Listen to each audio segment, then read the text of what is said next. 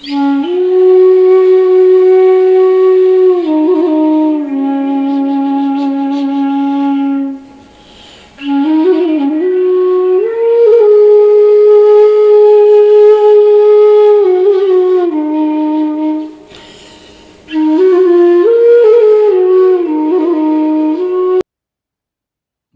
শ্রদ্ধা ও প্রণাম, ছোটদের স্নেহ ভালোবাসা জানিয়ে আজকে ভিডিও শুরু করছি।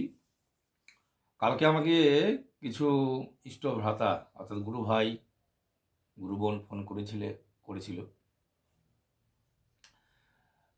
তারা বলছেন যে দাদা এরকম এরকম সোশ্যাল মিডিয়াতে ঠাকুরের পূজনীয় অবিন দাদার নানা রকম কুৎসা শুনে কিছু কিছু গুরু ভাইরা বিভ্রান্ত হয়ে পড়ছে। তারা কনফিউজড হয়ে যাচ্ছে যে তাহলে আমরা কি ঠিক পথে আছি কি না, সঠিক গুরু ধরলাম কি না, ইত্যাদি ইত্যাদি বিভিন্ন রকম কথা আর কি। যাই হোক, তো কী বলা যায় তাদেরকে, যদি কিছু বলো। তো আমি বলেছি আমি অলরেডি একটা ভিডিও করেছি, সেই ভিডিও লিঙ্কটা তাদের কাছে পাঠালাম, আর কিছু কিছু কথা বললাম। তো সেই কথাগুলোই সর্বসাধারণের জন্য আমি আজকে বলবো। মূলত সেই কথাগুলো ঠাকুরেরই কথা, বই থেকে শোনাবো। তো আচ্ছা, আমরা যদি কাউকে ভালোবেসে থাকি, আমি যাকে গুরু বলে মনে করেছি, আমার প্রেরণা, আমার আচার্য বলে যাকে মনে করেছি, ধরেছি, তো সামান্য কিছু কথাতেই যদি আমাদের ভক্তির অবনতি ঘটে বা ভক্তি নষ্ট হয়ে যায়, তাহলে তো সেখানে ভালোবাসা বলে কিছুই ছিল না। এই একটা মজার কাহিনী বলি। ঠাকুর বলেছেন আলোচনা প্রসঙ্গের 19 নম্বর খণ্ডের একটা মজার কাহিনী বলি। ঠাকুর কি বললেন সেটাকে পড়ি আর কি। তো ঠাকুর বলেছেন, এটা 19 খণ্ডের 92 পাতায়। ঠাকুর বললেন, শুনেছি শিব ছদ্মবেশে পার্বতীর কাছে এসে যখন শিব নিন্দা করতেন, তখন পার্বতী তার প্রত্যেকটি কথার মোক্ষম জবাব দিয়ে দিতেন এবং পরে বলতেন, মহতের নিন্দা যে করে ও যে শোনে উভয়ই পাপী। আপনি নিজেও পাপে লিপ্ত হবেন না এবং আমাকেও পাপে লিপ্ত করবেন না। আপনার কথা শোনার মতো সময় আমার নেই। আপনি যার নিন্দা করছেন আমি সর্বদা তার পূজা করি। আমার পূজায় ব্যাঘাত ঘটাবেন না দয়া করে। তাহলে শিব নিজেই ছদ্মবেশে এসে পার্বতীর কাছে শিবের নিন্দা করতেন, আর পার্বতী কি বলতেন? সেই নিন্দা তো শুনতেনই না, উল্টো দিকে যা যা বলতেন তা তো আমি পড়ে শোনালাম। তাহলে আমরা যাকে ভালোবাসি তার নিন্দা শোনার আমার সময় কোথায়? আমার যত কাজের দায়িত্ব, আমাদের ব্যক্তিগত জীবনের কাজ, তিনি আমাদের যে কাজ দিয়েছেন, অমীয় নির্দেশ দিয়েছেন, সেগুলো কাজ করে আমাদের এগুলো নিন্দা বন্দনা শোনার সময় কোথায় আমাদের? আমি তো নিজে খুব একটা শুনিনি। স্ক্রল করে যেতে হয় ওগুলোকে। যখনই বোঝা যায় যেটা ঠাকুরের নিন্দাসূচক কিছু, ইষ্টের হোক, ইষ্ট পরিবারের হোক, নিন্দাসূচক কিছু, সেগুলো স্ক্রল করে যেতে হয়। হ্যাঁ, ওভারকাম করে যেতে হয়, ওভারলুক করে যেতে হয়। বিশেষ করে যাদের এখনও বিশ্বাস তেমন তো পাকা হয়নি। যেমন সত্যি কথা বলতে আমার বিশ্বাস যেই জায়গায় পৌঁছে গেছে, পৃথিবীর, এটা গর্ব করে বলতে পারি, পৃথিবীর যাই কিছু বলুন না কেন, ওগুলো আমার কোনো যায় আসে না। ওগুলোতে আমি কখনোই বিভ্রান্ত হওয়ার প্রশ্নই আসে না। উল্টো দিকে কেউ যদি নিন্দা করে আমার কাছে আসে, সে যদি আমাকে সময় দেয়, উল্টো দিকে সেই বিশ্বাসী হয়ে যাবে ঠাকুরের প্রতি। সেই এরকম হয়েছে আমার জীবনে অনেক কিছু, এটা আমি অহংকার করে বলতে পারি যে তাদেরকে দেখেছি, তারা কিছুদিন পর দীক্ষা নিয়েছে, এরকম অনেক কাহিনী ঘটেছে আমার জীবনে, আর শুনে থাকবেন অনেকেই অনেকের কাছে। যাই হোক, তাহলে আমরা ধরেই তো নিতে পারি এই যে ঘটনাগুলো ঘটছে, নিন্দাবান্নাগুলো ঘটাচ্ছে, ঠাকুরই ছদ্মবেশে করাচ্ছেন। হতেই তো পারে, ধরেই নিই না যে ঠাকুরই ছদ্মবেশে আমাদের ভক্তিকে পরীক্ষা করছেন, দেখি তো তোমার বিশ্বাস ভক্তি কতখানি অটল, কতখানি অটুট। এটাও তো হতে পারে। বা হয়ে যদি ধরে নেই হয়, তাহলে তো আমার ভক্তি বিশ্বাসের পরীক্ষায় আমি ব্যর্থ, আমি যদি এগুলো শুনেই বিভ্রান্ত হয়ে পড়ি। তাই এগুলো শুনে বিভ্রান্ত হওয়ার কোনো ব্যাপার নাই। ভক্তরা কখনো গুরুর নিন্দা বা গুরু পরিবারের নিন্দায় বা যা কিছুতে কখনো বিভ্রান্ত হয় না। তাদের মন গড়া ধারণায় তাদের পোষায়নি, তাই তারা উল্টোপাল্টা কথা বলেছে। আমাকে কালকে একজন বলল যে ওই অবিন দাদা, পূজনীয় অবিন দাদা বক্সের বা মনিটরের উপর পা তুলে কথা বলে, জানে এটা কি? আরে বক্স তো ধন্য হয়ে গেছে, বক্সে কেন আমার বুকের উপর পা দিয়ে যে তিনি কথা বলতেন, আমি আবার সার্থক জীবন মনে করতাম। তিনি যে আমার বুকে পা রেখে কথা বলেছেন, আমি ধন্য মনে করতাম আমার জীবনকে। আমার জীবন জন্মান্তর সার্থক হয়ে যেত তার পাদস্পর্শে, তার সেই অমীয় পাদস্পর্শে। তো সেগুলো কি বুঝবেন? আমরা পায়েই তো ফুল দিই প্রভুর, প্রভুর চরণেই তো আমরা ফুল দিই, সেই ফুল সার্থক হয়ে ওঠে। সেটাকে আমরা বলি যে ফুলের মধ্যে পা কেন? তা কি বলি? পায়েই তো ফুল দিই, তার পায়ের ছোঁয়াতে, স্পর্শে এই ধরণীর ধুলি পবিত্র হয়ে ওঠে। যাই হোক, তো পরের যে স্টেপে কথাগুলো বলছি, আমি একটু ব্যস্ত আছি বলে, একটু এক জায়গায় যাবো বলে আমার কথাগুলো হয়তো একটু তাড়াহুড়ো হচ্ছে, ক্ষমা করবেন। আলোচনা প্রসঙ্গের দশম খণ্ডে ভক্তের চরিত্র কেমন হবে? পরিবেশের বাধাতে ভক্তি কখনো থেমে যায় না, ভক্তি কখনো মূঢ় হয় না, এবং সেটা বরং আরও জ্বলন্ত হয়ে ওঠে। পরিবেশের বাধাতে ভক্তের আগ্রহ আরও জ্বলন্ত হয়ে ওঠে, সে আরও তীব্র হয়ে ওঠে। যাই হোক, ঠাকুরকে সেরকমই প্রশ্ন করা হয়েছিল। দশম খণ্ডের 151 পাতা থেকে আমি পড়ে শোনাচ্ছি। প্রফুল্ল জিজ্ঞেস করলেন, ভগবানকে নিয়ে যারা চলতে চায়, পরিবেশের কাছ থেকে অনেক বাধাই তাদের পেতে দেখা যায়। শ্রী শ্রী ঠাকুর বললেন, প্রবৃত্তির উপাসক যারা, তারা ভগবত উপাসনার পথে বাধা সৃষ্টি করবে।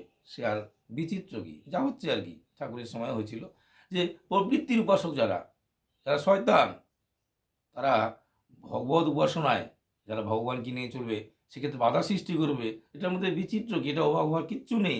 বলছে সেটার মধ্যে বিচিত্র কি? এই বাধাই কিন্তু ভক্তের আগ্রহকে আরও জ্বলন্ত করে তোলে। যত বাধা আসবে, ভক্তের আগ্রহ, ভক্তির মাত্রা তত আরও বেড়ে উঠবে, জ্বলন্ত হয়ে উঠবে। তাই বাধা প্রকারান্তরে ভক্তির পরিপোষক হয়। বাহ, খুব সুন্দর কথাটা। বাধা প্রকারান্তরে যত বাধা আসবে, আমাদের ভক্তি পরিপোষণ লাভ করবে তত, ভক্তি পরিপোষক হয়ে ওঠে তত। তাই বাধা প্রকারান্তরে ভক্তির পরিপোষক হয়। পরমপিতার দয়ার ধারা বিচিত্র, পরমপিতার বিচিত্র। আমাদের প্রবৃত্তির চাহিদা যে অনেক সময় ফ্রাস্ট্রেটেড হয়, সেও পরমপিতার দয়া।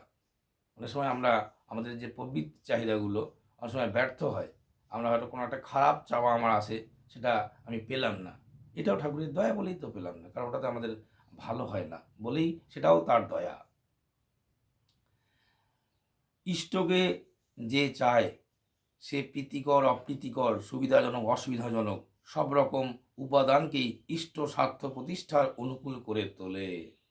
ইষ্টকে যে চায়, হ্যাঁ, সে প্রতিকূল, অনুকূল, প্রীতিকর অপ্রীতিকর, সুবিধাজনক অসুবিধাজনক সব রকম উপাদানকেই ইষ্ট স্বার্থ প্রতিষ্ঠার অনুকূল করে তোলে। এতেই হয় শক্তি ও ভক্তির সমন্বয়। যে ভক্তি বাধাকে জয় করতে জানে না, সে ভক্তি শক্তিহীন।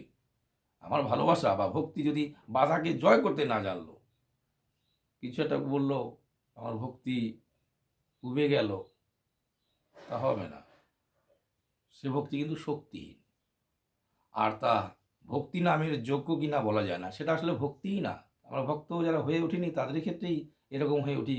কোনো একটু সামান্য নিন্দা বা কুপ্রচারেই আমাদের ভক্তি উবে যায়। সেক্ষেত্রে আমরা তো ভক্ত হয়ে উঠি না তো তাহলে। তো বলছে যে, আর তা ভক্তি নামের যোগ্য কিনা বলা যায় না।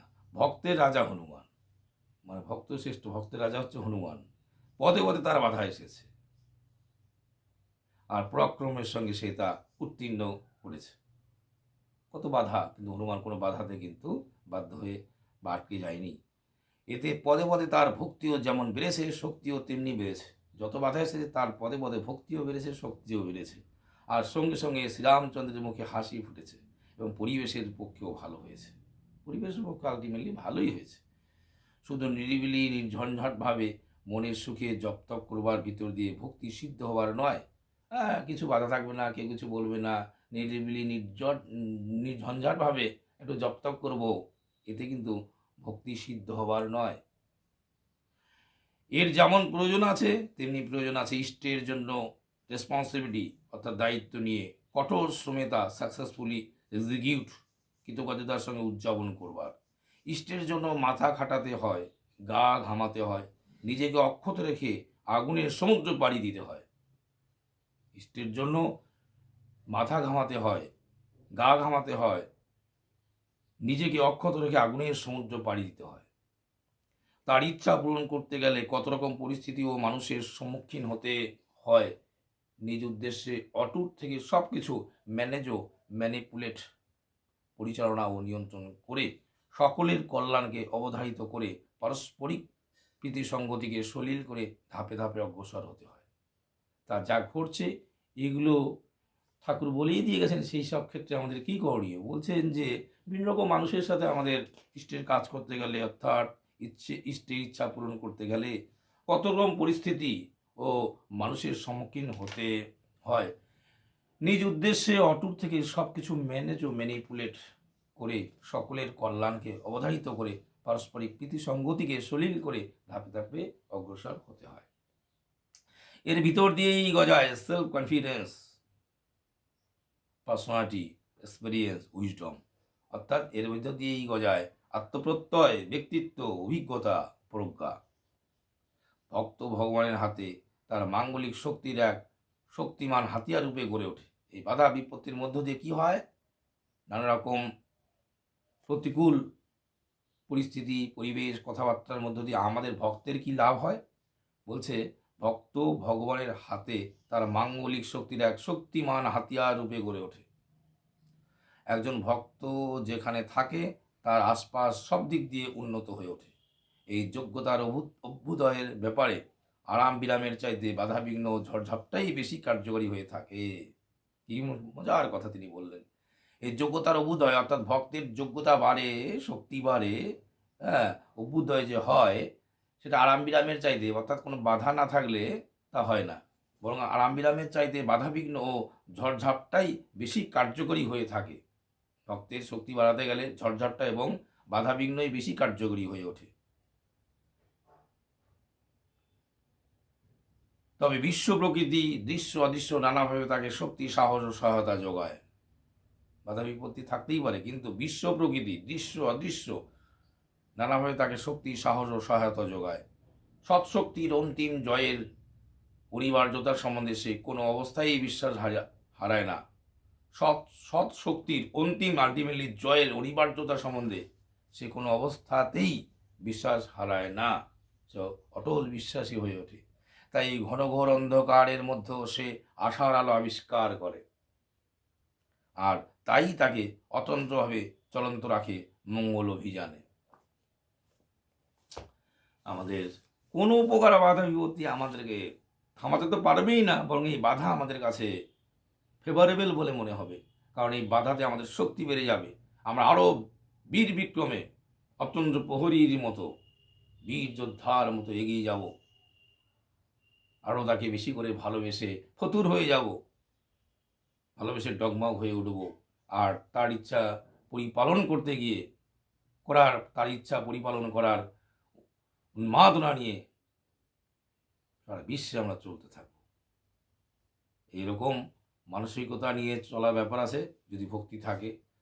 আর যদি এরকম মানসিকতা বাধা বিপত্তিতে যদি আমরা ভেঙে পড়ি, মুষড়ে পড়ি, তাহলে জেনে রাখি নিজেদের কথা যে আমাদের ভক্তি যারা এরকম অবস্থাতেই থেমে যায় বা ভক্তির তারতম্য ঘটে যায়, ভক্তি কমে যায়, সন্দেহ জেগে যায়, সেক্ষেত্রে কিন্তু ভক্তি আদৌ ছিল না। ভক্ত কোনো অবস্থাতেই দুর্বল হয় না, কোনো অবস্থাতেই তার বিশ্বাস এতটুকু ভাঙে না। তাই না? ঠাকুরের বলা আছে সত্যানুসরণে যে পাকা বিশ্বাসী সন্দেহী বা কি করবে, অবিশ্বাসী বা কি করবে। যাক, তাহলে যা কিছু ঘটছে সেগুলোকে কিন্তু আমরা মঙ্গলে পর্যবেসিত করতে পারি। সেগুলো আমাদের কিন্তু মঙ্গলেরই কারণ হতে পারে যদি আমরা ঠিকভাবে সেগুলোকে ম্যানিপুলেট করি, ম্যানেজ করি। আমরা অনেক আরও নিজেকে ঠাকুরের অনেক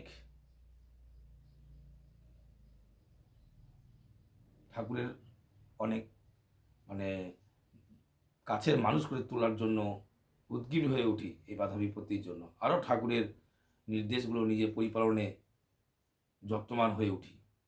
কারণ আমি যদি ঠাকুরের তেমনতর না হই, ঠাকুরের মানুষ না হই, তাহলে আমাকে দেখে মানুষ উপহাস করবে, সুযোগ পাবে। সেই জন্য আমরা আরও স্ট্রং হয়ে উঠি বাধা বিপত্তিতে, যে কোনো প্রকার বাধা বিপত্তি যেন আমাকে আটকাতে না পারে, বিশ্বাসকে এতটুকু চির ধরাতে না পারে।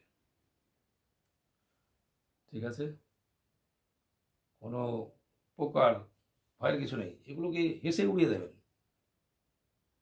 নিন্দা বন্দা, পরিবেশের প্রতিকূলতা, এগুলোকে তুচ্ছ তাচ্ছিল্য করে এগুলোকে মন থেকে বের করে দেবেন।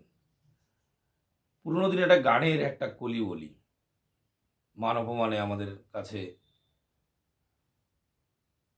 কীরকম হওয়ার কথা তিনি বলেছেন। পুরোনো দিনের একটা গান, কার লেখা সেটা ঠিক এই মুহূর্তে মনে করতে পারছি না। মৃত্যু শ্মশানো মাঝেতে আজিকে কে যেন